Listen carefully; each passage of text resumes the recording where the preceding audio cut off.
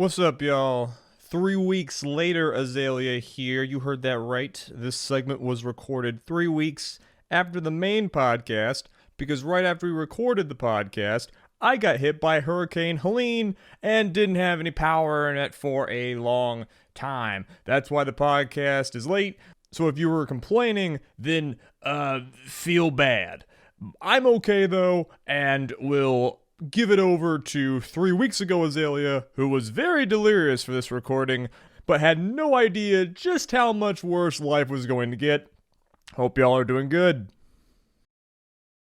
By the end of 1812, the French Empire found itself in an unexpectedly precarious state. The once formidable Grande Armée had been beyond decimated by the failed invasion of Russia, losing around 80% of its overall strength. What remained of it limped wounded into Poland, only narrowly escaping complete destruction at the hands of the Russian army. France's erstwhile allies, Prussia and Russia, were showing signs of betrayal. Napoleon himself had abandoned the front line, racing back to Paris with lightning speed. However, what was seen by many as an act of cowardice was in fact an indication of Napoleon's desire to salvage his empire. The forces he raised in France would quickly see action, fighting to defend the conquests of the 2 preceding decades in a war that would be not matched in scale for over 100 years. Welcome to No One Is Competent.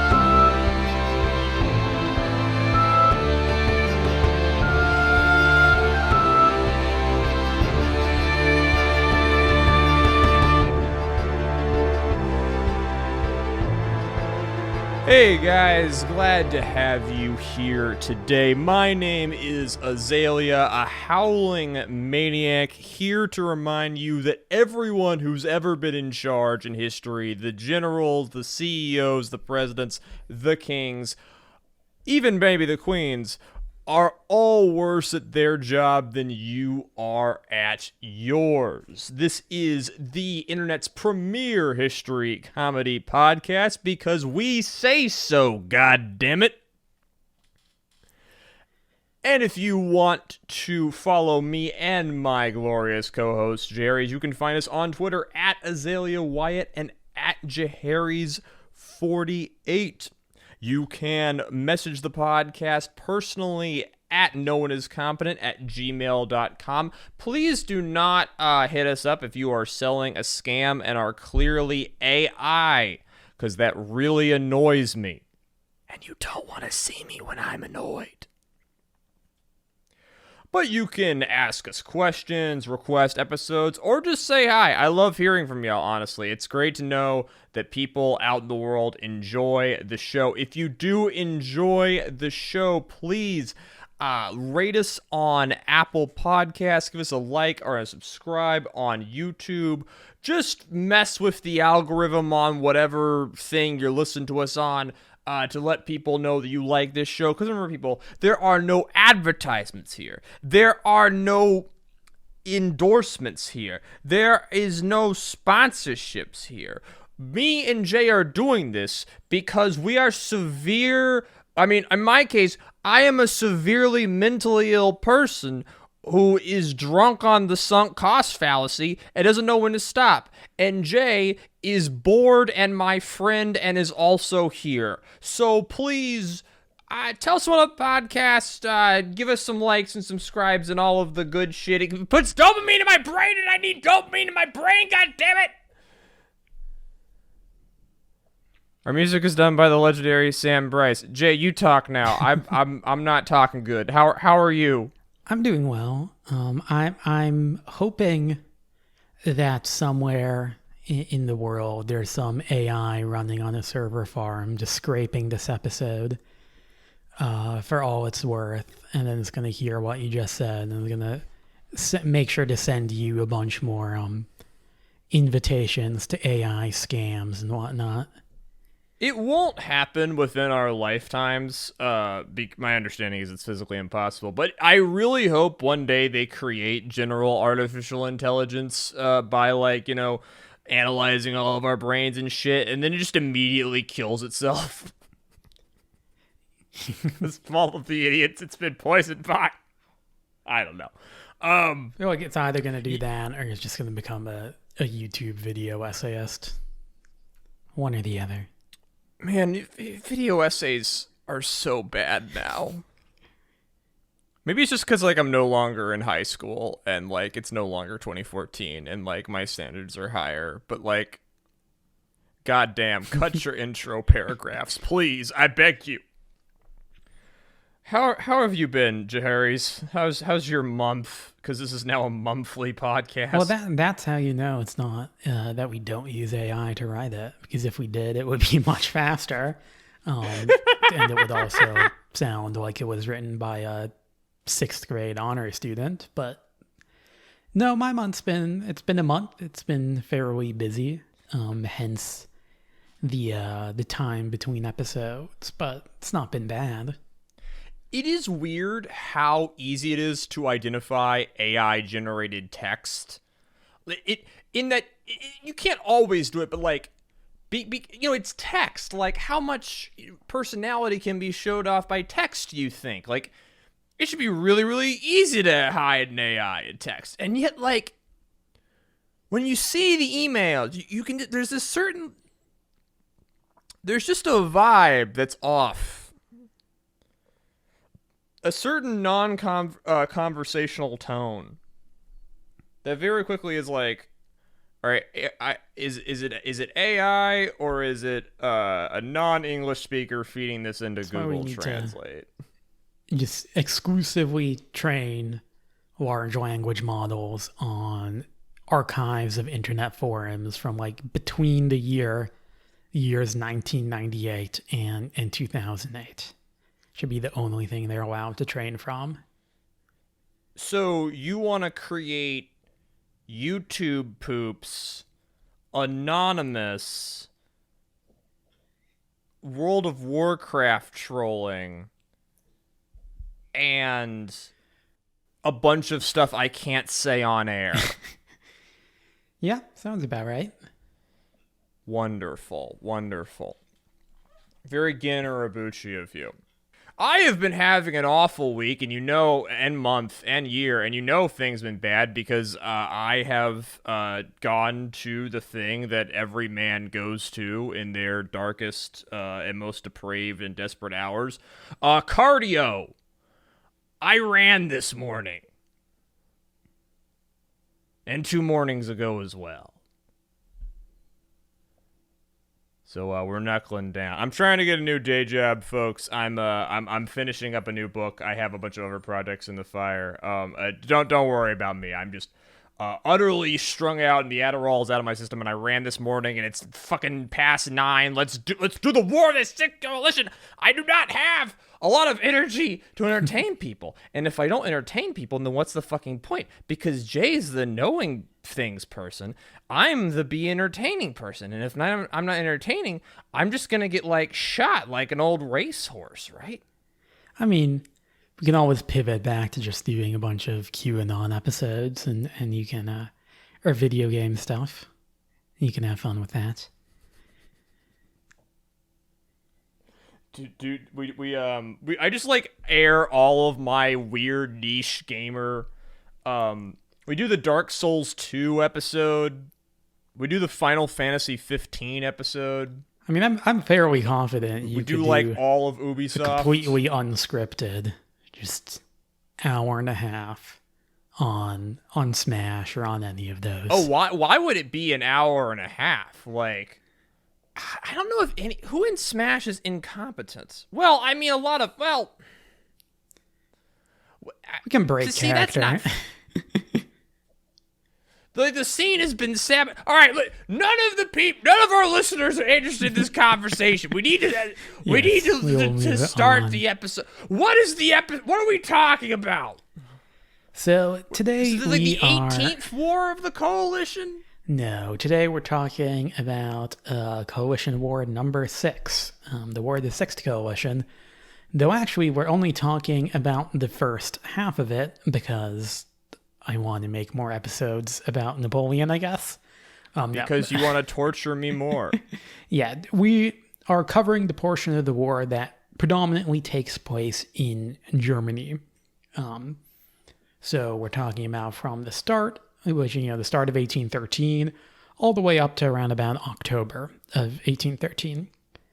We're also kind of doing this way to sync it up better with our Peninsular War Part 2 episode. Yes. Which, when we're done with this one, is going to more or less be where that one ends as well. Correct, yeah. And then in our next part, we will be covering the fall of France itself. And yeah, if you haven't listened to our Peninsular War Part 2 episode, and especially our episode on the French retreat from Russia, go do that. The latter one especially, because we're not going to really do any background. We're basically just going to pick up from where that one left off. The script is already significantly longer than Jay promised me it would be, so let's fucking get in. Couple pages longer. What are 3 pages? What are our sources? So our sources are The Napoleonic Wars by Gregory-Fremont Barnes and Todd Fisher, Napoleon Bonaparte's Unlikely Comeback at Lutzen by Frank James Rottman for Warfare History Network. Spoilers, damn. The Battle of Bautzen by Nathan D. Jensen at FrenchEmpire.net.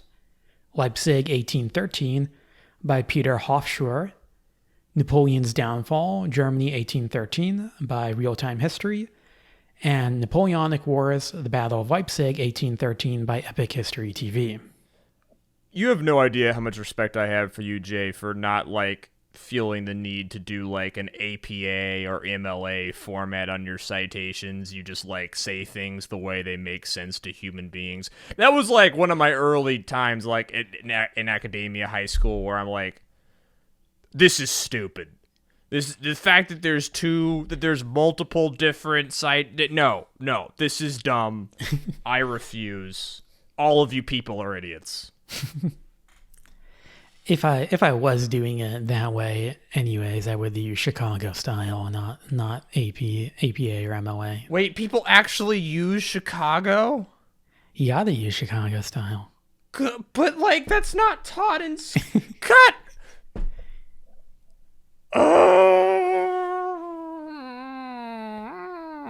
That legitimately makes me upset. I don't even know what that looks like. Is that what you have to use for your job? Yeah. Not doxing Jay's job, but Jay is a professional researcher and history boy. And next episode script, I'll make sure to use Chicago style. No, I don't want to see any of your filthy Illinoisan. It's going to be a bunch of, make sure we have all the footnotes and endnotes and the bibliography and everything.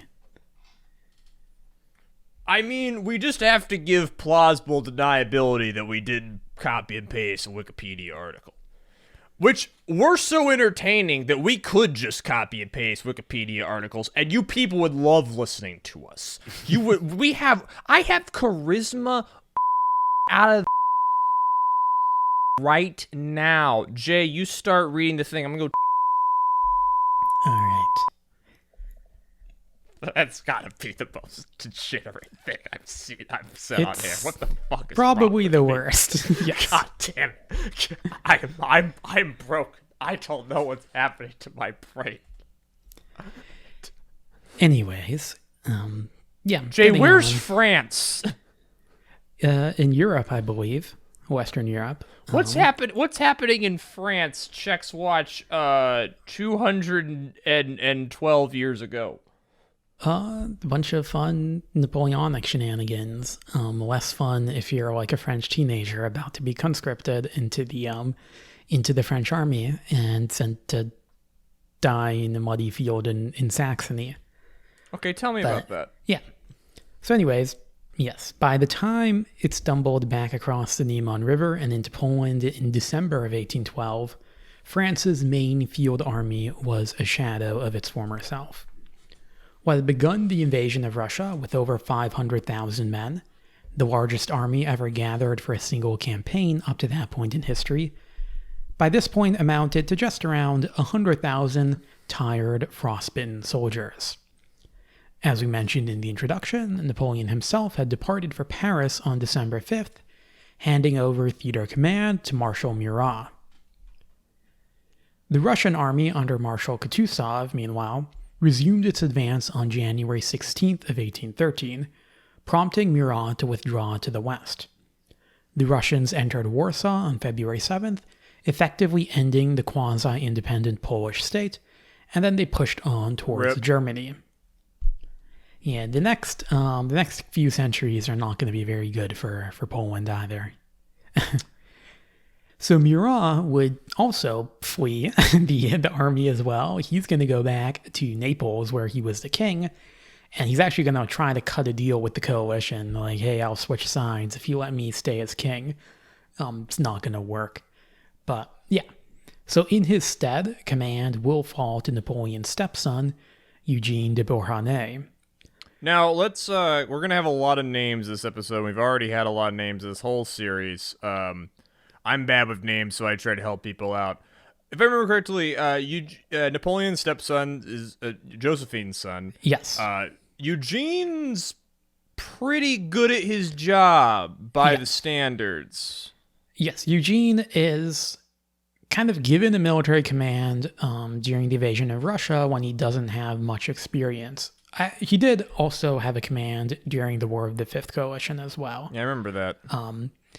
And he actually ends up being pretty good in both of those conflicts. He's not like the greatest general ever, but he's competent. How big a deal is Murat's defection? Like, is he Napoleon's like number 2 guy, number 5 guy? Is he like how big of a deal of a marshal is he?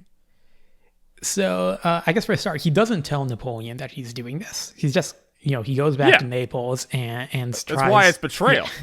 Tries negotiations in secret. It's not going to work. And then he's actually going to go back to Napoleon and pretend that nothing happened. So I guess it doesn't end up being that big of a deal in the long term. He is close to Napoleon. Does Napoleon ever find out? I believe so. I think he just kind of overlooked it. But yeah, Murat is married to one of Napoleon's sisters, if I'm remembering correctly. Again, it's a lot of names. He's married to Caroline Bonaparte. So he has obviously a close relationship with Napoleon. Well, we all have that fuck-up brother-in-law who we have to bail out of jail every once in a while and help him vomit into a trash can.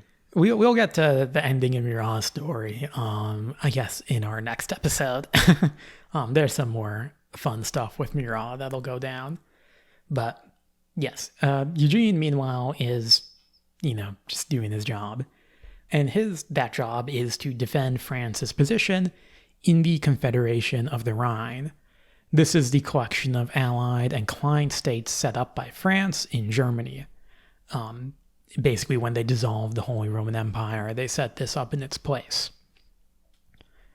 Now, this task is made all the more difficult by the entrance of Sweden and Prussia into the war on the side of the Russians and British in March, and this is why March is seen as the beginning of the War of the Sixth Coalition. Now, together, the Prussians and Russians forced Eugene across the river Elbe, defeating his army at Lüneburg and Mockern in early April. Popular unrest against the French sprung up throughout the German states as well. Indeed, this war would come to be remembered as the War of Liberation in Germany, and it serves as an important episode in the development of German nationalism. Now, alone, Eugene had no hope of holding out against this tide for much longer. However, he would soon be joined by a newly raised army under the command of the French Emperor himself. Remember, people, we're not talking today about the war that eventually comes to France. We're talking about France trying to hold on to this pretty huge empire that Napoleon has assembled over the last 2 decades of these, client states and allies. And please, I'm begging you, Jay, do not list half of them or even a quarter of them. But let's remind our audience that Germany is a region at this point in history. It's not a country. So there's a dozen of these tiny little German Stratford, Holstein, and Bavaria, and whatever Prussia's the big one, and then Austria is also pretty big. That's not Germany, but who gives a fuck? I certainly don't. Get a lot of hate mail from Bavaria in the next episode. Yeah, because I'm really scared of the hate mail I'm gonna get for a region that's racist by German standards. So yeah, in terms of geography, I mean, we'll obviously put a map up on the YouTube video, which is what 90% of you are probably watching. The point that I'm making is that there's a bunch of these little states, but none of them are particularly powerful on their own that France is going to try to protect here. And also there's a bunch of little countries in Italy, right? Yes. Yeah. Saxony and Bavaria are the most important of France's allies in the Confederation.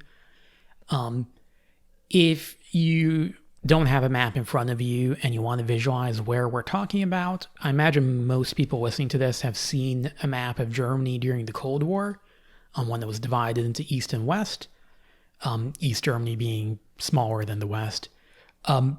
Almost everything we're talking about today is actually going to take place in or close to former East Germany. So that's the part of Germany that we're really focusing on. A lot of it's in Saxony. Okay, so remember the war starts in March-ish of 1813. Rewinding back to December of 1812, that's when Napoleon gets back in Paris after just totally ditching his army to starve in Poland and Ukraine and whatnot. So he gets back in town. He immediately starts jamming the produce units button, wanting to raise a new army, promising to create a force nearly as large as the one that had invaded Russia half a year prior. How do you replace a 500,000 man army? Well, you extend conscription to encompass those previously seen as too young or too old to be called upon for service. Sailors and men from the National Guard were transferred to the army. Soldiers were withdrawn from the Iberian Peninsula. Remember, that's war's still going on right now. The French economy went into overdrive, producing muskets, cannons, uniforms, and all other kinds of war material. And naturally, such an ad hoc body is not going to be without its issues. As stated by one French colonel, the army was composed of young soldiers who had to be taught everything, and non-commissioned officers who did not know much more themselves. Stripping Spain of more veteran forces only partially alleviated this lack of experience, and undermined France's position in that country, contributing to the downfall of King Joseph's government, which you can listen to about in another episode. The French had also suffered from a severe shortage of cavalry. You can have people produce muskets and boots in a factory, but horses don't really work like that. And cavalrymen take far longer to train than infantry. This lack of cavalry is going to come up actually a lot in this episode, and I want y'all to keep track of it. Yeah. Still, Napoleon's efforts bore fruit. By early April, he was ready to move into Germany with around 120,000 men, including Eugene's men and those of other French commanders. The French now had over 200,000 soldiers in Germany, though I imagine all of Eugene's men are very, very, very tired and traumatized and do not want to be there anymore. Yeah, they're not in the best of conditions. Within a few weeks, they had gone from being outnumbered by the Allies to having the numeral advantage, as the Russians and Prussians only had around 110,000 men in the area. Now, before Jay takes over, I want to kind of freeball for a second. We've done a lot of these coalition wars, and you probably don't remember which people are in which ones. The British are in all of them, but the British are kind of often sort of far off because they're terrible at land battles, and they're actually doing a lot of land battles in the Iberian Peninsula right now as this is happening. Sweden's joined this one. That's wild. But if you remember, most of the flaws of the coalitions, even back in the first and second coalitions where Napoleon was less involved, was the coalition forces really failed at the concept that we are going to use the fact that we are multiple countries against a single country to our advantage. Time and time again, they fail the basic, 8th grader concept of just putting all of your soldiers together, going to France, and killing a bunch of people until they beg you to stop, which is the general war game plan. So the big question is, are they going to be able to do that this time? Now, remember, a lot of these armies have been modernized by the standards of the day at this point, kind of cribbing French battle tactics and organization. Also, there's the aspect of their supply lines. We just saw what happened when France went to Russia. Now Russia is going to try to do the reverse, so that might have some difficulties. And that's my take on the thing. But Jay, can you just give us a quick rundown of who's fighting and who's not? So Austria's not in the battle now. Yeah, correct. So Prussia and Austria were both supported France's invasion of Russia the year previous. They were kind of forced into doing that by Napoleon. Yeah, because they lost the wars of the third, fourth, and fifth coalitions. Yes. Now, Prussia by this point has switched sides and has declared war on France. Austria has not. Austria is technically neutral at this point. They are not involved in the fighting at the moment. They're kind of sitting on the sidelines, and we'll kind of get to them later. So at this point, the Sixth Coalition predominantly consists of Russia, Prussia, Sweden, and Britain. Most of the coalitions, we'll also be referring to them as the Allies. Most of the Allied soldiers in Germany at this point are Russians. Prussia is just starting to mobilize, so they're just starting to call up their units as well. Sweden doesn't have nearly as big of an army, so they're not going to contribute as many men. Super quick answer. Why the fuck are the Swedes involved in this? So, Sweden's de facto ruler at this point is the Crown Prince Bernadotte. We've mentioned him a few times. Wait, that's a name.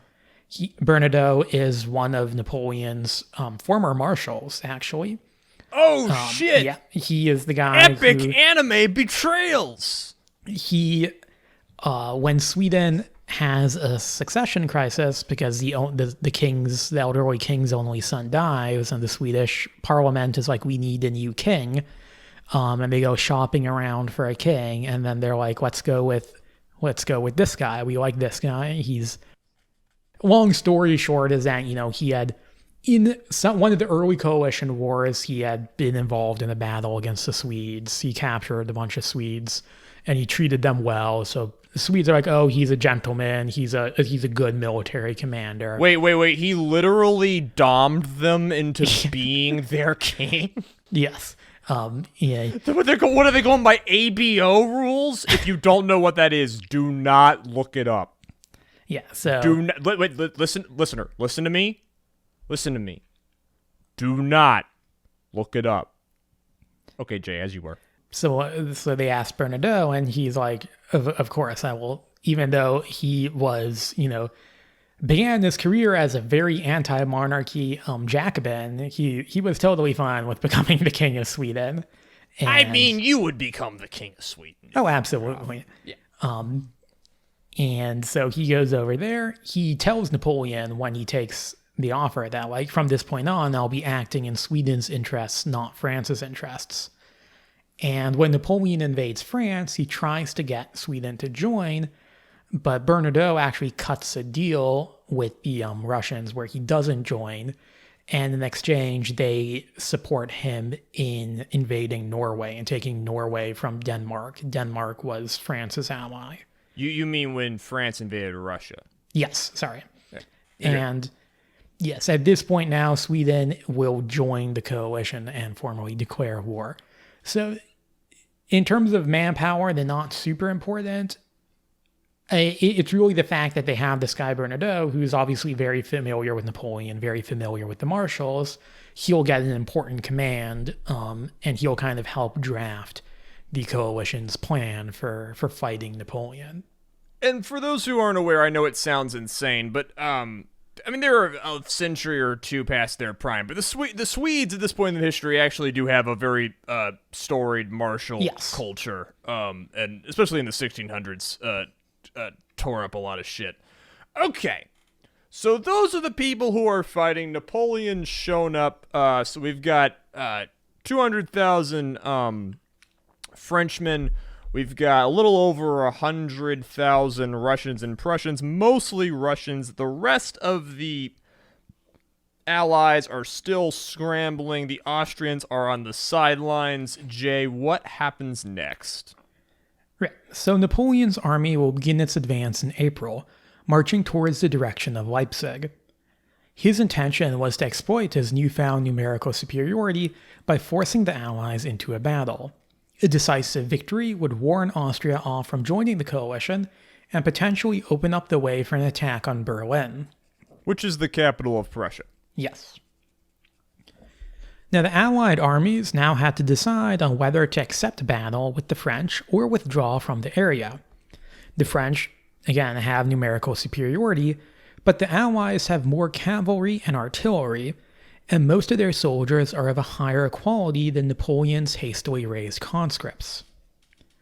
Now, Marshal Kutuzov, who was the commander of the Russian army, we mentioned him a lot in our Invasion of Russia episodes, he'll pass away of illness on April the 28th, and command will pass to Peter Wittgenstein, a German general in Russian service.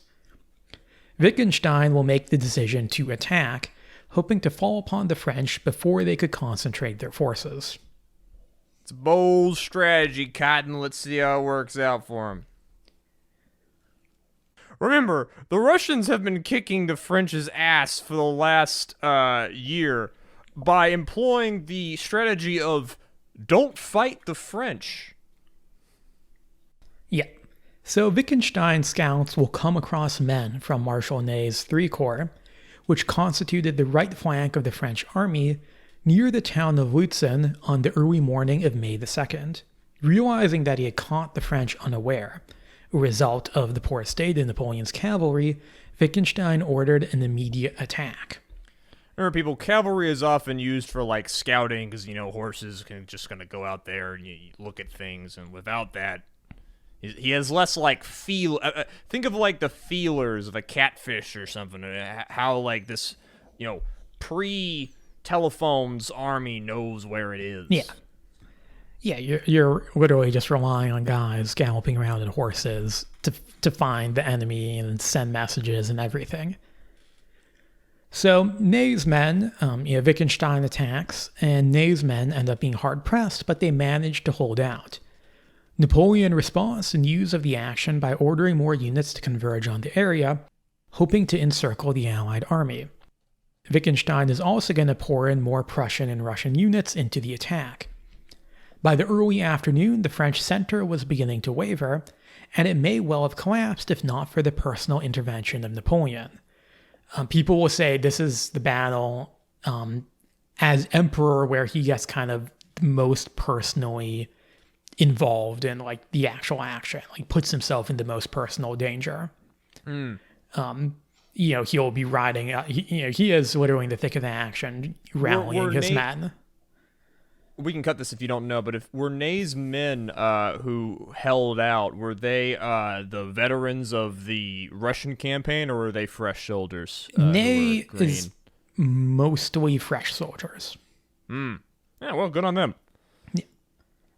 So Napoleon's going to rally the center, and soon the French will gain the upper hand because on the flanks they're able to move around, and they're able to threaten to encircle Wittgenstein's army.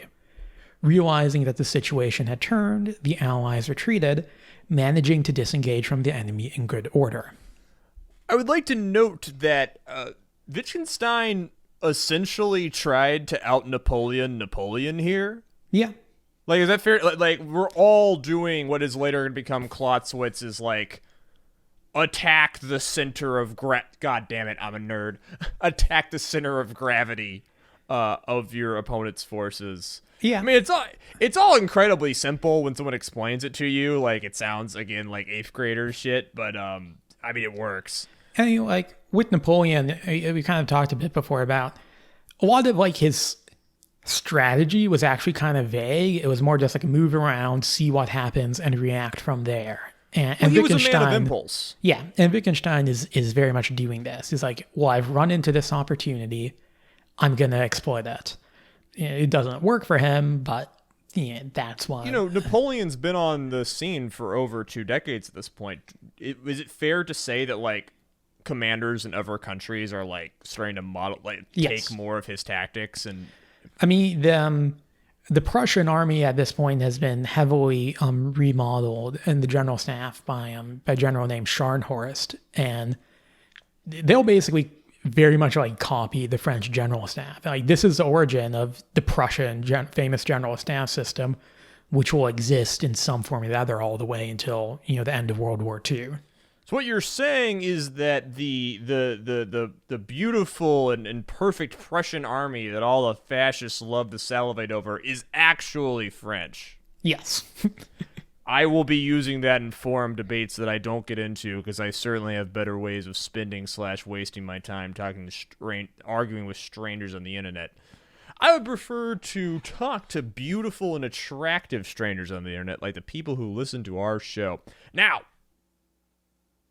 on to the Battle of Bautzen. Napoleon's deficiency in cavalry deprived him of the ability to accurately track the enemy's movements following Lutzen. In the end, he decided to move east towards Dresden with the bulk of his army, while sending a smaller force under Ney northeast towards Berlin. As it turns out, the main Allied army had indeed retreated towards the east, concentrating around the town of Bautzen. Upon discovering this, Napoleon moved to engage them in a second battle.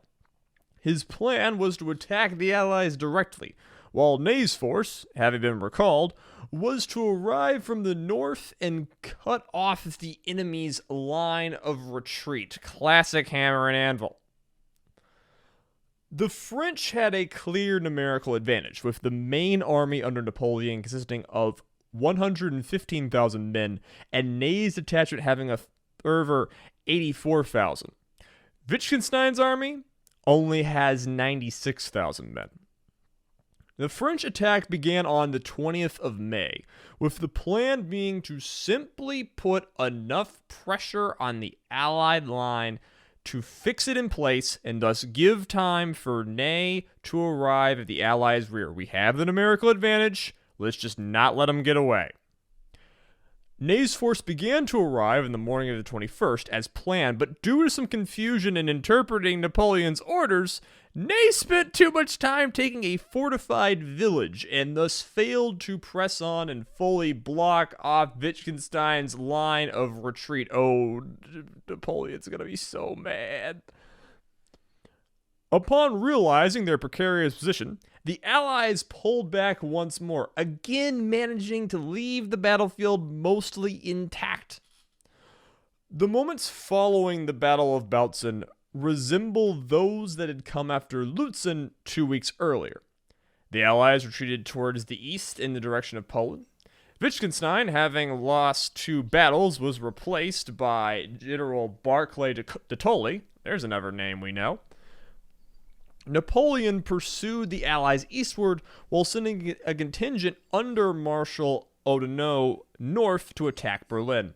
Oudinot, however, was turned back by the Prussians at Luckau on the 4th of June, saving the Prussian capital from attack. Okay, I have several questions. Yeah. Number 1, just short answer. Are all those like Confederacy of the Rhine nations, are they sending troops to do this, or are they just like sitting on their hands? The Saxons are contributing the most. Those are the guys with the white uniforms that all got blown up, right? Yeah, because the Austrians also wear white uniforms. Yeah! That was so stupid. And actually, like, the Saxons will be pretty heavily involved in, like, the fighting against the Prussians, because I guess you a little inner German rivalry.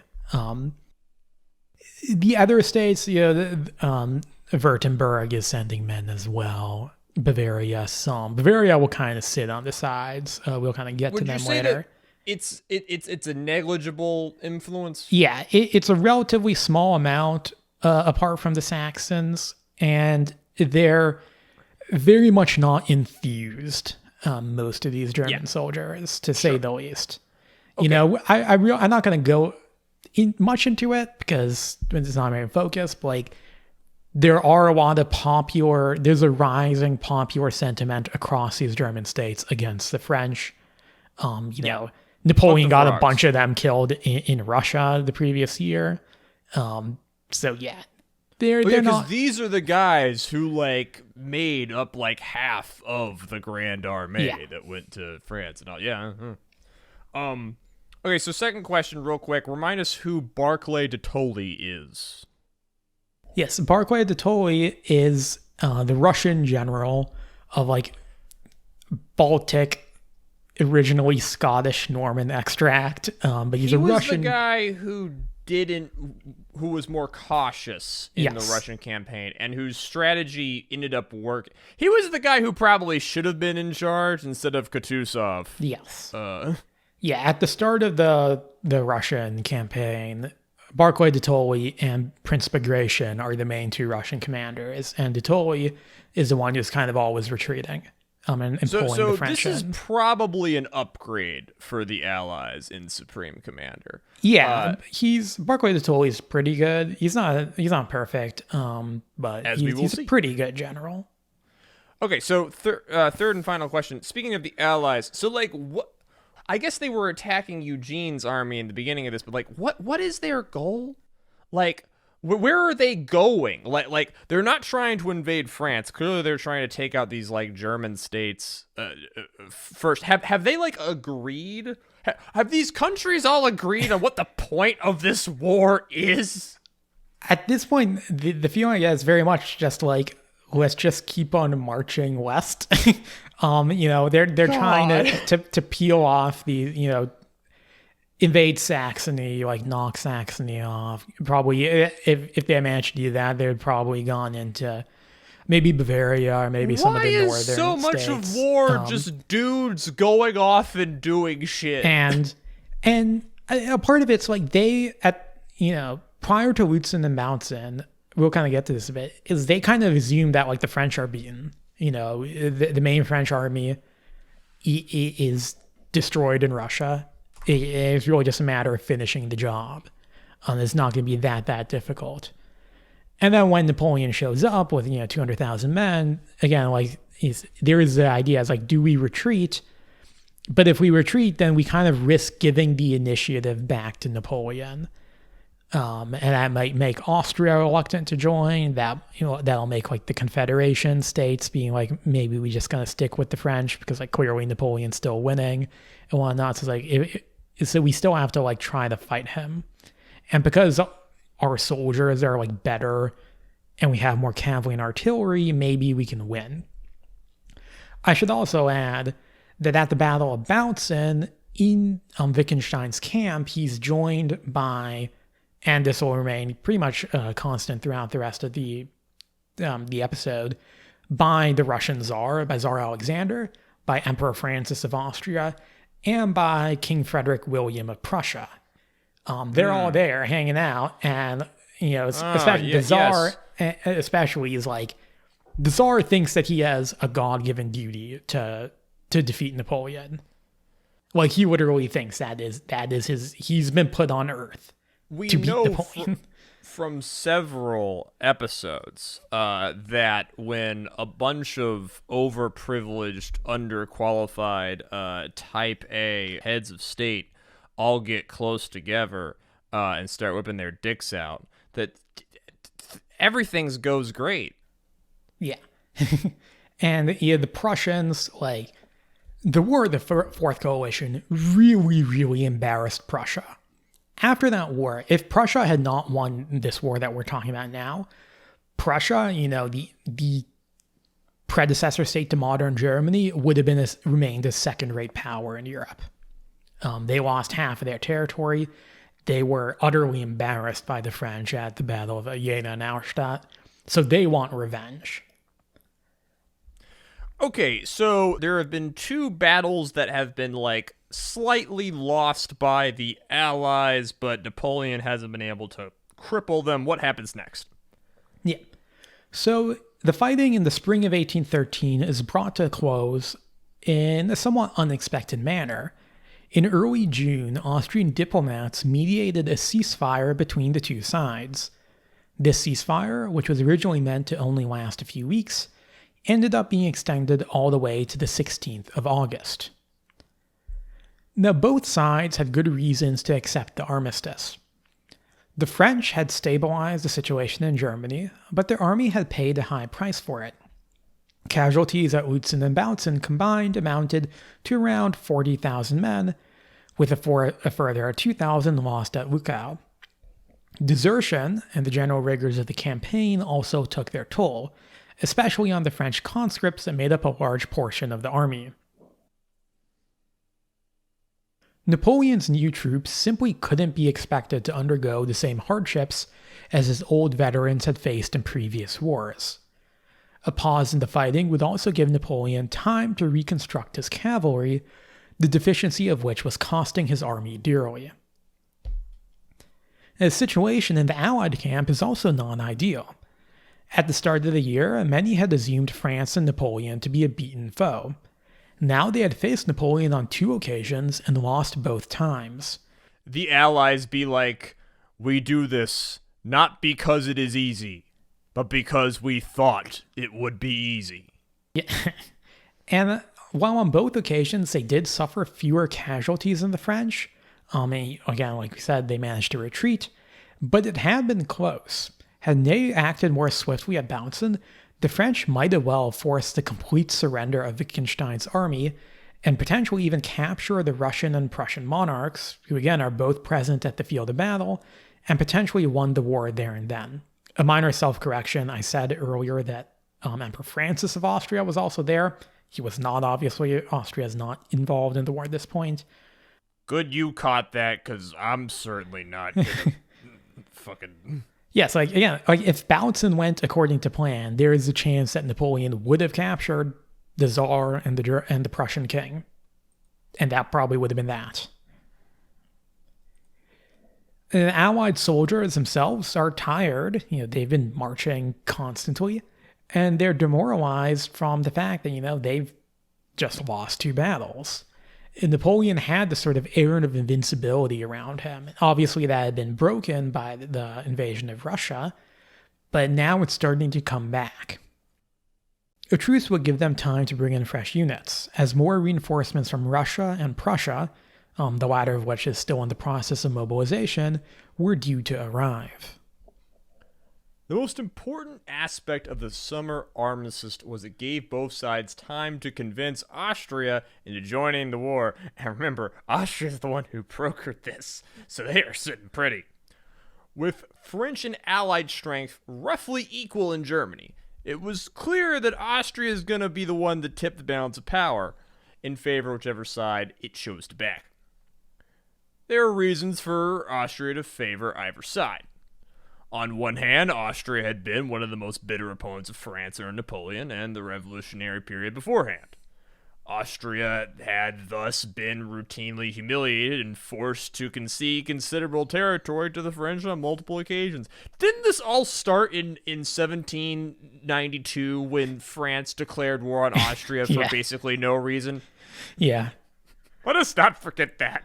I mean, there's a joke that I've heard a few times that the Austrian army existed to give Napoleon victories. On the other hand, relations between the two countries had improved following the War of the Fifth Coalition. Napoleon was now the son-in-law of Emperor Francis I through his marriage to Marie Louise, which, on the other hand, shouldn't that have just assured that the Austrians were on the French side? Honestly, damn, that really should have pulled more weight. You left Josephine. What an L. You left Josephine and everything for that. Suck dirt. Fucking moron. This is what you get for cheating on your wife.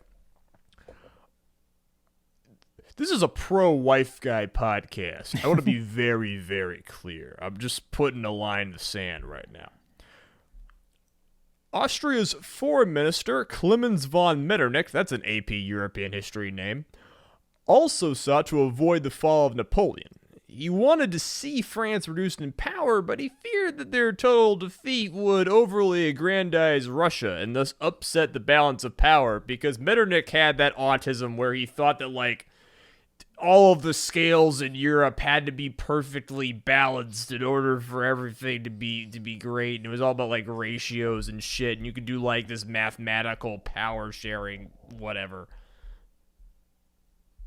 But Metternich and the rest of the Habsburg court did want to see Napoleonic France weakened.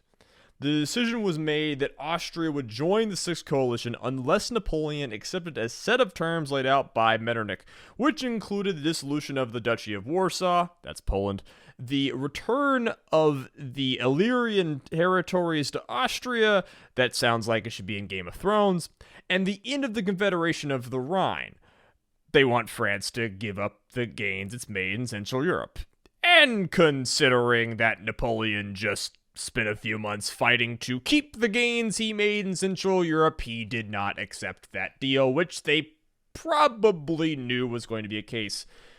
Napoleon thinks that those gains in Europe are basically what underpins his legitimacy as Emperor of France. As he told Metternich, quote, "Your rulers, born on the throne, can be defeated 20 times and can simply return to their residences. This I cannot do. My rule will not outlast the day when I have ceased to be strong and feared." Probably the truest thing he ever said. Yeah. Though I think that his government was actually maybe a little bit more durable than he thought, ironically. Well, the bureaucracy. Yeah. I mean, that's always the case, right? Bureaucracies always outlive strong men. Yeah. I have, mixed feelings towards Napoleon. I think this is really when you saw, this is obviously not the only instance, but this is really where you see a lot of his bad qualities, where, he very much is putting the fate of his own rule at this point above the welfare of France, really by any stretch of the imagination. And he is, as France. we will see, yeah. Yes, in his mind, it has become one and the same at this point, and France will pay a price for that. And we have to listen, I bag on him. Napoleon is objectively one of the best military commanders in history. Yeah. Full stop. And even he is not immune to the dipshittery that infects all powerful men of ego and pride. In fact, he's probably going to do it more than most. It doesn't matter how good of a war maker you are. It does not outweigh the dipshittery of war makers who are made gods. That's why you shouldn't do it. There is no amount of winning they can possibly do and have ever done that will ever justify it. Yeah, and Napoleon has faced long odds before, and he's come out on top. And France has faced long odds before. We've talked about... He's a gambling addict. Yeah. They're all gambling addicts. We talked about the first 2 coalition wars when, again, France was at war with everyone in Europe and won. So it's not totally without precedent, though things had changed since then. But anyways, yeah. Napoleon rejects Metternich's proposals, and Austria joins the Sixth Coalition on July 19th. Sweden had recently joined as well, as we mentioned, which provides the coalition with a leader, the Crown Prince Bernadotte, who is intimately familiar with Napoleon and his marshals, for reasons that we've covered. The events of Lutzen and Bautzen had shown Allied leaders that Napoleon was still a dangerous opponent.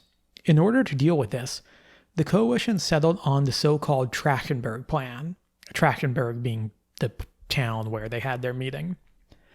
The basic idea behind this plan was to focus on engaging the smaller French armies led by the marshals while avoiding confrontation with Napoleon himself unless overwhelming numerical superiority could be counted on.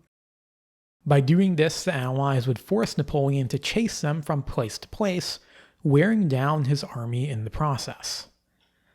With Austria and Sweden now on their side, and newly raised troops arriving from Prussia and Russia, by the end of the summer, the Allies had clear numerical advantage, being able to field over 500,000 men with another 300,000 in reserves.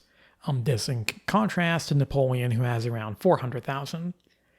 Now this allows them to put the Trachenberg Plan into action, spreading out in multiple armies and attacking the French wherever Napoleon is absent. With the ceasefire coming to an end on August 16th, the War of the Sixth Coalition resumed. So the literal strategy is, don't fight Napoleon, we think he'll beat us, so just nip around the edges until it all collapses. Yeah. So it's complicated and ambitious, and a little counterintuitive. Let's see if it works out for him. Upon the resumption of hostilities on August 16th, the Allies' forces were divided into 4 main armies. Very quickly, you got 95,000 men in the army of Silesia under Marshal Blücher. Blücher? Where's that guy from? Prussia. The Army of the North, 110,000 men under Crown Prince Bernadotte. The Army of Poland, 60,000 men under General Benningsen. Who's that guy from? Benningsen's a Russian. We've mentioned him a few times. He's one of the guys who helped kill Tsar Paul. Fun. The Army of Bohemia, 230,000 men, is of course the crown jewel, and that's under Prince Schwarzenberg. The later individual, Karl Philipp, Prince of Schwarzenberg, was also named as overall commander of all Allied armies, though in practice his authority was hamstrung by the presence of the 3 Allied monarchs, Emperor Francis of Austria, Tsar Alexander of Russia, and King Frederick William of Prussia at his headquarters. I imagine that was very stressful. Yes. Napoleon's force, in contrast, was divided into 2 main sections. You got 120,000 men under Marshal Auneau that's sent to threaten Berlin, while 250,000 men remained under the command of the Emperor himself. The preponderance of Allied armies left Napoleon with a conundrum. Preponderance means there's a lot of them. Jay uses big words. He's got a fucking college degree and he likes to rub it in my face. He did not immediately know which one to attack. At first, he moved east to confront Blücher, then south towards Schwarzenberg, then back north told Blücher again. Upon hearing news of the Emperor's movements, the Allied armies simply moved away from him. Do we have any indication that Napoleon's kind of panicking here, or is he acting on bad information? Just very brief. He is acting on fairly spotty intelligence. We've said it 100 times, so we don't have to say it every time, but bad cavalry means bad intel. And This is not usually an indecisive guy. Yeah, and he's like he really wants that decisive battle, and he's marching towards the army, and the army just leaves, and he's the analogy I've seen. It's like an animal being cornered by several hunters and not really knowing where to lash out at. Okay, so on August 21st, Napoleon received a message from Marshal St. Cyr requesting immediate assistance. Schwarzenberg was moving to attack Dresden, currently being held by St. Cyr of just 20,000 men. Napoleon immediately, once again, changed directions and marches to Dresden. The city is the capital of the Kingdom of Saxony, one of France's most important remaining allies. If it falls, that's going to undermine Napoleon's standing with the German states. Additionally, Napoleon saw this as an opportunity to catch and defeat at least a significant portion of the Allied army. Schwarzenberg's Army of Bohemia arrived at Dresden by the 25th of August. You don't need to remember how big the Army of Bohemia was, but just remember it's one of the ones that's smaller than Napoleon's army. Had they attacked the city then and there, it is possible that it would have fallen. Instead, the Allies waited, a result of the need to run orders through their cumbersome command structure. The Allies began their attack the following morning. The bulk of the city lay to the south of the river Elbe, preventing the Allies from encircling it entirely. Instead, they advanced on the southern portion of Dresden on 3 sides, closing in on it in a sort of semicircle. They're coming from the south, the east, and the west. The French offered stiff resistance, their morale buoyed by Napoleon's arrival, with around 90,000 reinforcements in tow. And they had arrived the previous night. Upon receiving news of Napoleon's presence, many in the Allied camp advocated for a retreat. This, of course, would have been in accordance to that fancy Trachtenberg plan that I just mentioned. However, as the battle had already begun, the decision was made to continue. Even with the French reinforcements, the Allies still had around 2-to-1 numerical superiority. As King Frederick William stated, why should 200,000 men run away from the name Napoleon?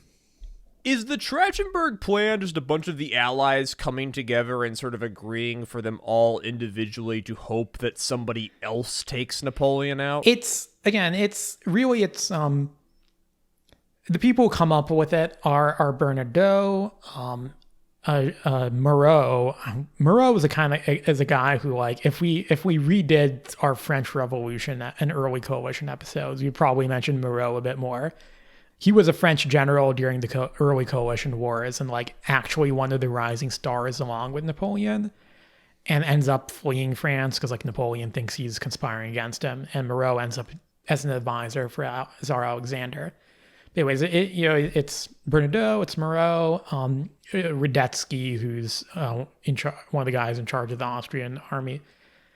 And their basic reasoning is that, like, fighting Napoleon head-on is too risky. Dividing our armies obviously has a risk on its own, but we now have so many men that we can divide our armies, and these individual armies are still pretty large. And we can just kind of, like, move around and, like, face the other French armies, and Napoleon can't do anything about it. Because if Napoleon is forced to march from place to place, chasing us around, his army is just going to get worn down by desertion and disease and the general rigors of the campaign. And then, when the situation is right, we will concentrate all our armies and take Napoleon on. It's not like a super detailed, like, it's not like we're doing this week and this weekend or whatever. It's not like that detailed of a plan. It's more like a general idea. Okay, so back to Dresden. Yeah, so the fighting on the 26th is fierce but indecisive. The Allies almost break through the French lines in the afternoon, but they're in turn pushed back by a strong French counteroffensive. As night fell, the Allied leadership had a decision to make. Napoleon is obviously going to resume the offensive on the 27th.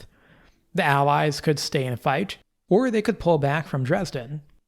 On the one hand, they still had numerical superiority over Napoleon, and were still in position to surround Dresden on 3 sides. On the other hand, the morale of their soldiers was waning. After seemingly having victory in their hands, they had once again been stymied by the French emperor. Coordination between the Austrian, Russian, and Prussians had also been poor. The weather was worsening, with incessant rain turning the city's surroundings to mud. The French soldiers, since they were defending Dresden, had the benefit of spending the night in the city itself, where they had shelter from the elements. The Allied counterparts had no such luck.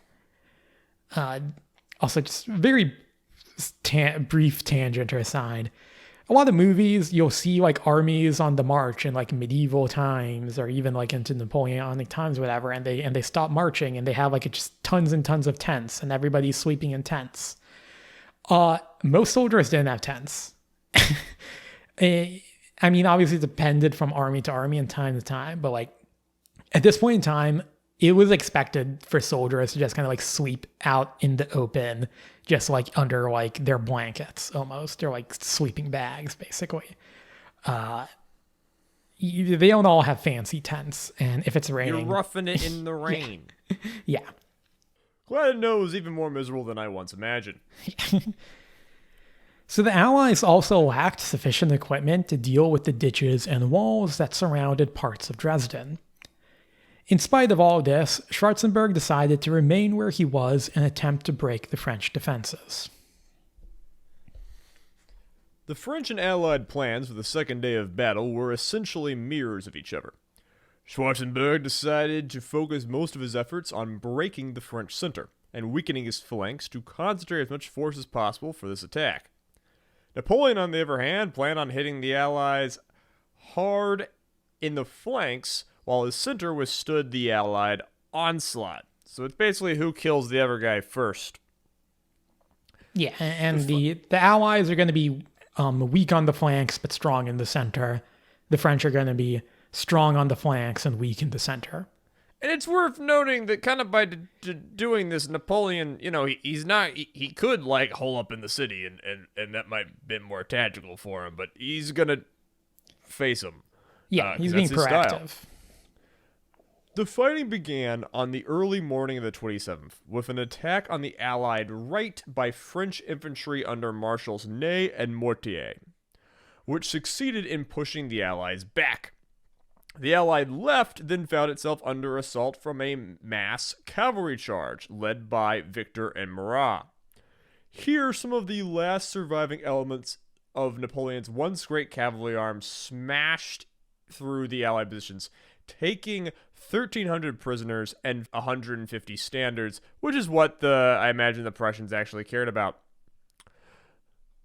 Continuous rain had waterlogged many of the soldiers' muskets, meaning that the fighting on the second day was done in large parts with sabers and bayonets. Of the gunpowder weapons, only artillery remained reliable, with fearsome barrages taking place in the center of the battlefield. The French center managed to withstand Schwarzenberg's pressure. With their left and right flanks in a state of disarray, it was now the Allies who were at risk of being encircled and destroyed. Realizing this possibility, Schwarzenberg ordered a general retreat. Here, the poor weather finally played in his favor by making any sort of vigorous pursuit on the part of the French impossible. Dresden was the third and arguably greatest of Napoleon's victories during the War of the Sixth Coalition. Outnumbered 2-1 with his back to the river, he had succeeded in driving Allies from the field of battle while inflicting a lopsided casualty ratio. The Allies had lost 38,000 men compared to just 10,000 French. The mood in the French camp after Dresden was briefly one of jubilation. The poor weather and the exertions of campaigning had caused many soldiers and officers to fall ill, including Napoleon himself. Whatever excitement they might have felt after the victory, however, would prove to be short-lived. At Dresden, the coalition had paid a heavy price for failing to adhere to their strategy of avoiding engaging Napoleon directly. Elsewhere, however, things were going more according to plan. In the north, Marshal Oudinot was defeated by Bernadotte at the Battle of Grossbeeren, ending his advance on Berlin. East of Dresden, Marshal MacDonald's army was battled by Blücher at Katzbach, suffering heavy casualties in the process. And just a few days after Dresden, a French corps under General Van Damme, sent to pursue the retreating Allies, was isolated and attacked by Schwarzenberg's rearguard at Kulm, resulting in nearly half of its men being captured or killed. Combined, these three actions cost the French around 50,000 men. The Allies also suffered heavy casualties, but unlike Napoleon, they could now afford to take such losses. Napoleon attempted to reverse the tide of the war by launching another attack on Berlin, this time sending Ney with 3 army corps in the direction of the Prussian capital. Once again, the Prussians countered this move, engaging with and defeating the French at Donawitz on September 6th. The remainder of the month was mostly spent on maneuvering, with both sides trying to find the most advantageous disposition possible to them. Now, this basically means that for most of September, Napoleon is going to remain in Dresden. The Allies, meanwhile, they're going to switch their focus to getting across the River Elbe. Schwarzenberg's army of Bohemia was already on the left bank of the Elbe, but Blücher's army of Silesia and Bernadott's army of the north remained on its right. As the French still controlled all the main bridges over the Elbe, Blücher's Prussians crossed the river via pontoons near Wartenburg on October 3rd, throwing back a French corps that was in the area. The Army of the North followed shortly thereafter, meaning that by October 4th, all 3 major Allied field armies were on the same side of the river as Napoleon. Now again, up until this point, their plan had been to avoid combat with Napoleon. The defeat at Dresden, showing the consequences of what would happen if he failed to do so. Now, however, the preponderance of force that they were looking for seemed to be in hand. Let's do some recap. So, right now, in October of 1813, Napoleon had some 116,000 men in the city of Dresden. Now, when combined with the other French commands in the area, this totals up to between 200 and 250,000. In the northeast were Blücher and Bernadotte with around 130,000 men. To the south was Schwarzenberg with 194,000 men. Benningsen's army of Poland is due to arrive in the east with a further 34,000 men, and this brings the Allied total to 358,000, roughly, obviously. Yeah. So Jay already compared Napoleon to a wounded animal surrounded by multiple hunters. That being said, he still had multiple options. The most prudent option, the one advised by many of his subordinates, was to retreat back towards France. Cut your losses, take up a defensive position along the Rhine, and prepare his army for the coming year's campaign. The bolder option was to attempt to fight the Allies and win a decisive battle that he had been looking for since spring. Ever the gambler, Napoleon chose the latter, risking the fate of his rule and his empire in one grand final battle. His decision made, Napoleon moved out of Dresden, leaving behind just a small garrison to defend the city, and marched west. His initial intention was to turn north to confront Blücher and Bernadotte and defeat their armies while leaving a smaller force to delay Schwarzenberg to the south. Remember, Blücher and Bernadotte have the smaller army. This plan almost came into fruition, but Blücher managed to slip through Napoleon's grasp, retreating from him after belatedly receiving intelligence on his movements. Spurned by the Prussian field marshal, Napoleon reversed his plan, keeping a small force in the north while turning south with the bulk of his army to confront Schwarzenberg. On October 14th, a detachment of French cavalry led by Marshal Murat came into contact with Schwarzenberg's vanguard near the town of Lieber-Volkowitz, just south of Leipzig. The engagement took the form of a swirling cavalry battle. French horsemen charged in massed columns, but the Allies, who deployed in smaller units, ended up winning a narrow victory. Murat retreated to the north, though the Allies were unable to occupy Lieber-Volkowitz itself. On its own, Lieber-Volkowitz was the largest cavalry battle in European history. You having fun? It's called Lieber-Volkowitz. Yeah. A lot of things are called a lot of things. But yeah, so on its own, this was Fake-ass language, possibly man. the largest cavalry battle in European history. It would soon come to be overshadowed by the events that followed, for on the following day, Napoleon's army joined with Murat and began to take up positions around Leipzig.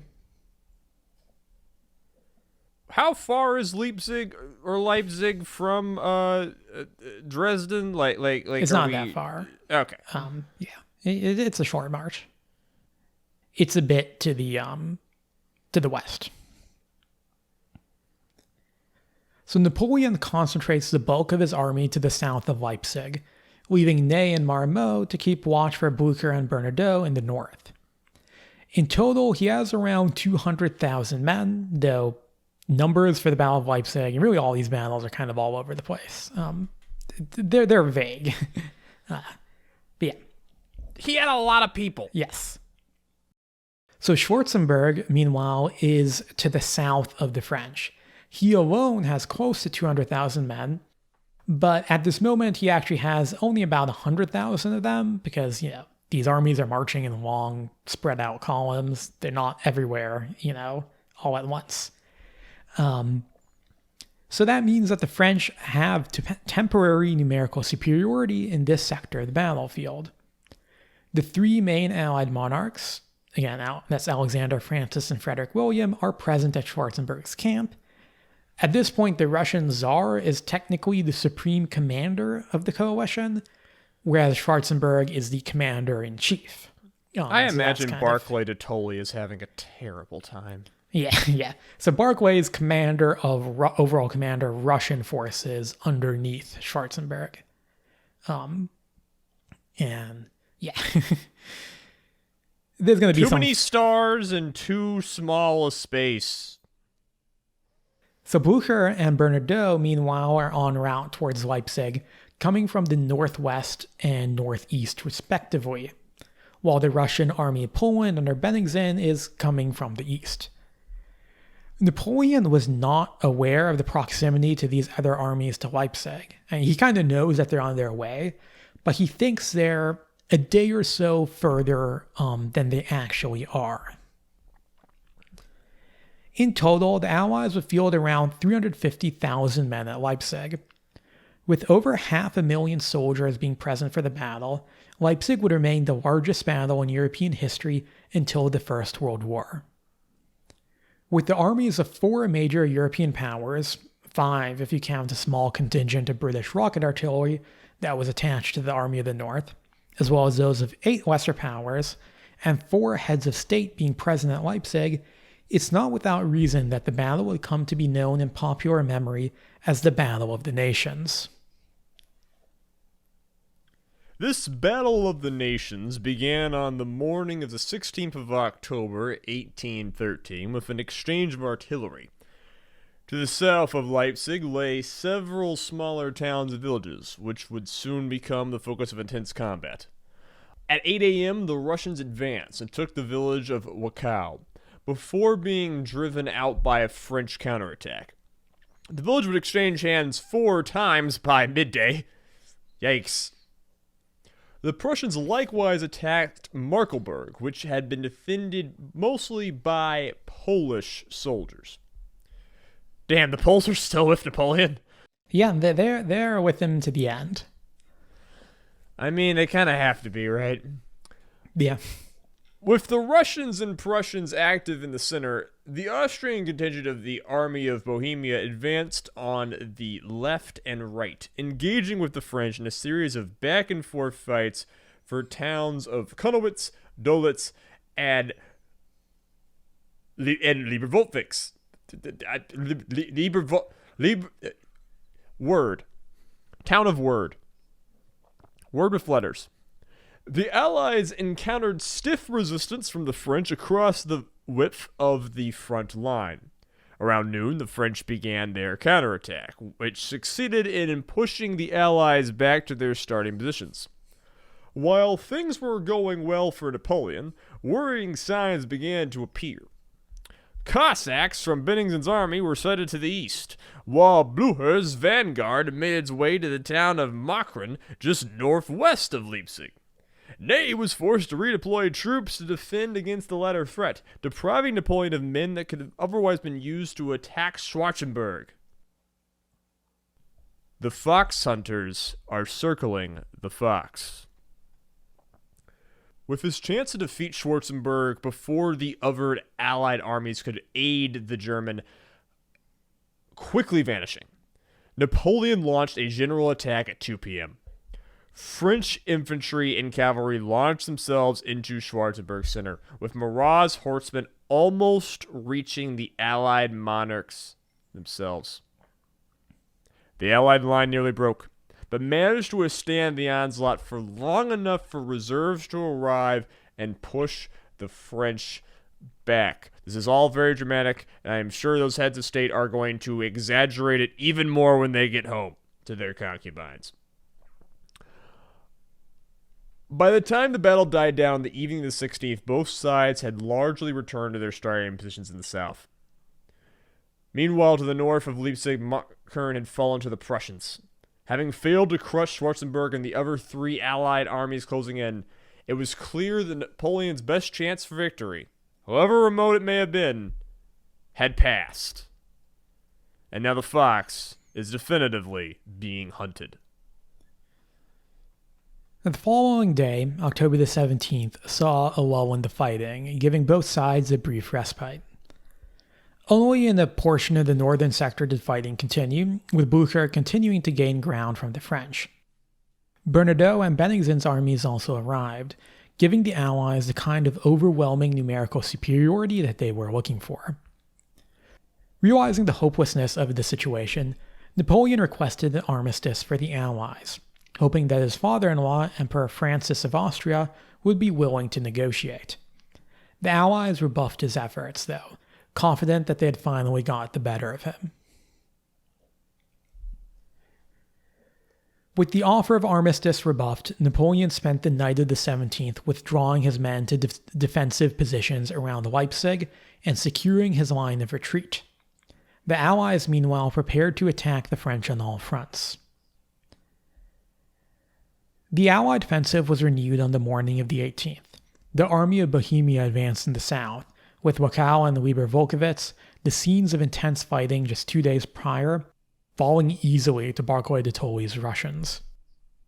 In the north, the Prussians attacked Leipzig itself, only just being repulsed by the French defenders. Bernadotte, meanwhile, occupied himself with taking Schönefeld from the French.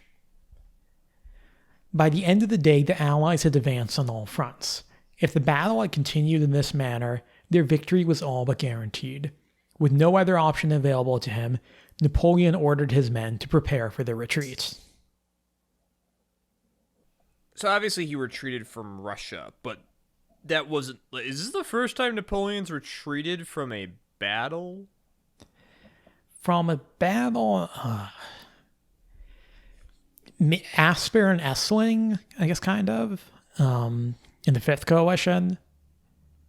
It would probably be Asper and Essling. Would be that example. So, I mean, you're the guy who does the research for these, and some of this shit kind of runs together for me. I am trying to pay attention, though. So, October the 19th, the French began their retreat in the early morning hours. Leipzig lies on the eastern bank of the Elster River, a fact that saved their army from total encirclement. While the Austrians did have soldiers west of the Elster, they didn't have enough of them to cut off Napoleon's line of retreat. Still, the river also meant that the entire French army had to be funneled through a single bridge, as they had neglected to construct another crossing. Napoleon himself crossed over the Elster around 10 a.m. The Allied offensive began just a half hour later, with Allied soldiers pouring into Leipzig from north, east, and south. Napoleon's rear guard engaged them in bitter combat, street to street, house to house, buying enough time for the bulk of the army to escape. In order to prevent an enemy pursuit, the French had moored a barge full of gunpowder under the bridge, thinking to detonate it once the rear guard had made it across. Around 2 p.m., one of the engineers in charge of this scheme panicked at the sight of Russian soldiers on the opposite bank of the river and lit the fuse prematurely. The bridge went up in a massive explosion, killing most of the men that were still on it and trapping 37,000 French soldiers, including 2 marshals on the wrong side. Marshal MacDonald managed to ford the Elster and make it to safety. The Polish Prince Poniatowski, who had made a marshal by Napoleon just 3 days prior, was less fortunate. Man, that guy really deserved better. Yeah. Already severely wounded by musket ball, Poniatowski fell from his horse and drowned in the river. Many more soldiers met a similar end, though the vast majority surrendered and were taken as prisoners. The single mistake cost Napoleon more men than the previous 3 days of combat. Still, with the bridge in ruins, at least Napoleon's army managed to slip away as the Battle of Leipzig came to the close. All in all, the French suffered around 47,000 casualties at Leipzig, with a further 50,000 being captured as prisoners. That's almost 100,000 total. Allied casualties, they paid a high price, 55,000. Following Leipzig, Napoleon's army made quick progress across the Rhine, brushing aside a force sent by Bavaria, which has switched sides at this point in early October, making it to Mainz in early November. Once across the Rhine, they were safe for the time being. While victorious, the Allies did not have the desire to continue their campaign into the winter. Leipzig had been a truly decisive battle, just not the one Napoleon was hoping for. His defeat and subsequent retreat led to a collapse of French authority in Germany. The Confederation of the Rhine effectively ceased to exist, with most of its members defecting to the coalition. Around 100,000 French soldiers remained in Germany and Poland, occupying various towns, cities, and fortifications. Aware that there was now no hope of rescue, all of these isolated garrisons surrendered one by one, the exception being Hamburg, which Marshal Davout held out against Allied siege until Napoleon's eventual surrender the following year. The German campaign of 1813 had been Napoleon's last chance at victory, but by the end of the year, even he had not been able to overcome the severe odds that he faced. By the time his army crossed the Rhine, it only had 70,000 soldiers fit for combat. When taking into account all those who had been killed, wounded, captured, or deserted, the French lost around 400,000 men over the course of the fighting. The Allies stood poised to invade France from the east the following year. Wellington's Anglo-Portuguese army had already crossed the Pyrenees into southwest France. Yet in spite of all of this, the war was not yet over. Napoleon remained Emperor of France, and would take several more rounds of diplomacy and combat to bring his rule to an end. Find out what happens next time on No One Is Competent. So, I think we'll save most of the analysis for the next episode. Yeah. I love how we did the classic do a shit ton of riffing in the front half of the episode, and then Azalea's like, oh fuck, this recording's already 45 minutes long, and then we kind of hustled through the back half of the script. But we're currently sitting not bad. Hopefully I wasn't too delirious at the start of this recording. I'm fine. Everything's fine. So like, I'm kind of curious as to like sort of the politics of this. Like, yeah. Would it be accurate to say that the rulers of these allied nations, they don't just want to defeat France, but they specifically see Napoleon as a problem that needs to be solved? Like, obviously, they're not just going to force him out of the Confederacy of the Rhine and whatnot, they're going to invade France. They have the opinion at this point that this is not over until they get him out or they take the country. Yes, I think this is especially true for Russia and Prussia. The Austrians are the most, I guess you say, lenient or pro-French in that if the Bonaparte, dynasty remains in charge, the next in line has a Habsburg mother. Also, you talked about Metternich, balance of power, all that fun stuff. So the Austrians are ironically, Napoleon's best chance. It would have been cooperating more with the Austrians. But yes, Tsar Alexander at this point sees ending Napoleon's rule as his duty, more or less. The Prussians really want revenge. And it is very personal, and it will only become more personal as the war progresses. The British, for their part, we didn't really talk much about them because they don't do much in this part of the war. They're doing the Peninsular War stuff we already covered. They obviously have been the most dogged and continuously fighting France. Ironically, they also don't want to see France totally ruined because, again, a balance of power. But they do want to see their particular thing is that they just want France out of the Low Countries because that's their thing. And they've been doing a lot of fighting in Spain. Yes, that's where most of their action is taking place. It's also worth noting that while they haven't gone full in yet because this is happening, the British are currently what's the year, Jay? 1813. So they are currently fighting the War of 1812. Yes. They are also and winning. Yeah, and they are also bankrolling. Because Madison is an idiot. Yeah. Check out our All of the Presidents episode if you want to hear more about that. Actually, Sweet fun. Lord. I guess fun crossover. Moreau, that French guy I mentioned, who is the advisor to Tsar Alexander earlier, before he was actually living in the United States. He had left France and went to the U.S. And he was offered command of the American army going into the War of 1812, but turned it down when France invaded Russia, and he decided to go to Russia instead. I mean, American soldiers will see Europe as the big boy table for literally 100 years after this, and have a chip on their shoulder for this. And Moreau ends up getting killed by a cannonball at Bautzen, I believe. So, or no, not Bautzen. Dresden. So, not could have great. burned Toronto. It didn't work out well. Could have for sacked him. Quebec. Yeah, he Real would shame. have. Definitely would have been better than almost any of the American generals in that war. I mean, yeah.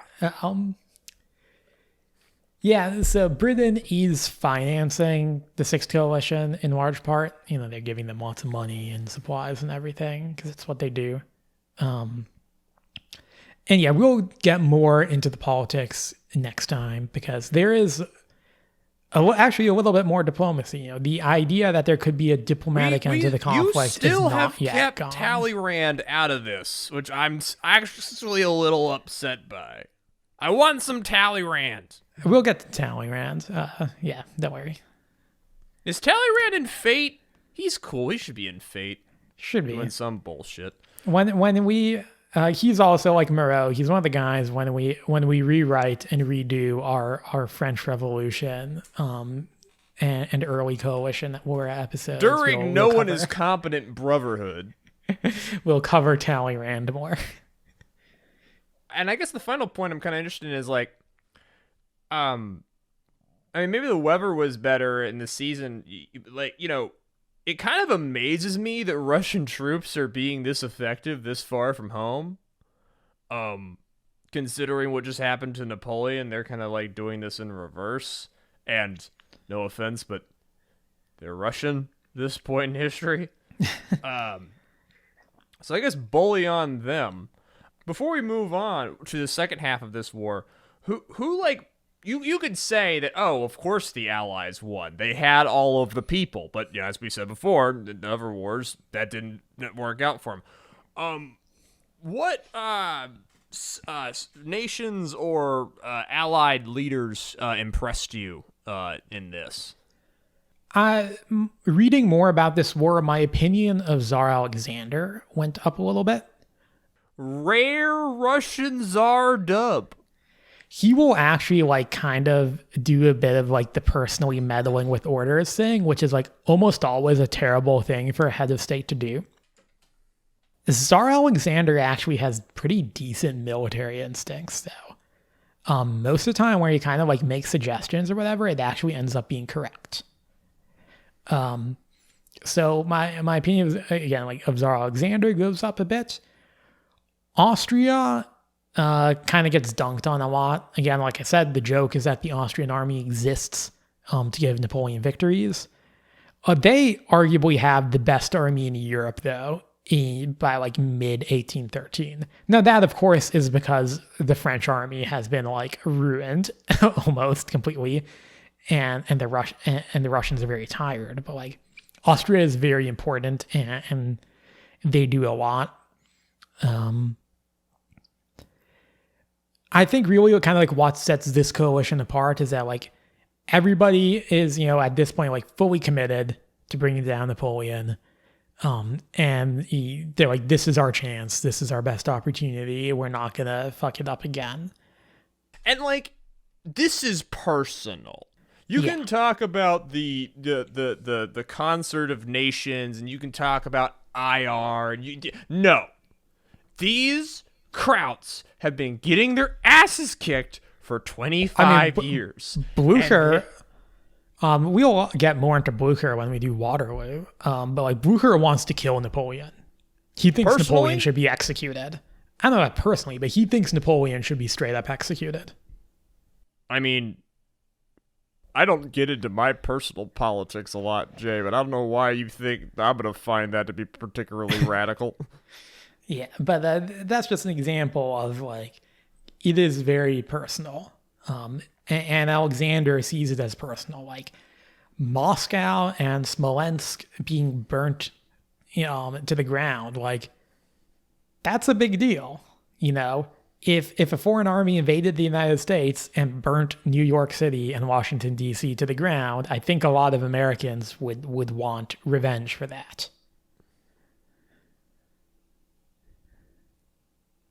Okay, so next time, can Napoleon fend them off from France, or will other things happen? Once again, give us the follows and the reviews and the things. Give me things. Give me attention. I want attention. I need distractions from my failures in life, especially when the amphetamines wear off for the day. That is Jay. I am Azalea, the flower man. Well, man's a bit of a strong word. Jay, do you have any other messages for the people? Eric Adams just got fucking indicted. That's hilarious. I know we don't do breaking news here because this is gonna come out in fucking, I don't know, November or some shit. But I'll get this out pretty quickly. I know how to edit things. I have access to the good edit. Everybody I'm not going to name her because I feel like she wouldn't like to be named, but there is a mysterious benefactor who has gifted us some editing software that we greatly appreciate here at the No One Is Competent studio. Definitely not Eric Adams. That man has the most plastic surgery face I've seen in a long time. Jay, look up a picture of Eric Adams smiling. I'm doing that right now. Well, I get what you're saying. Okay, all right. People, when Jay agrees with me, you know I'm right. All right, on that note, I think it's time for this to be over. Take care, folks. Good night.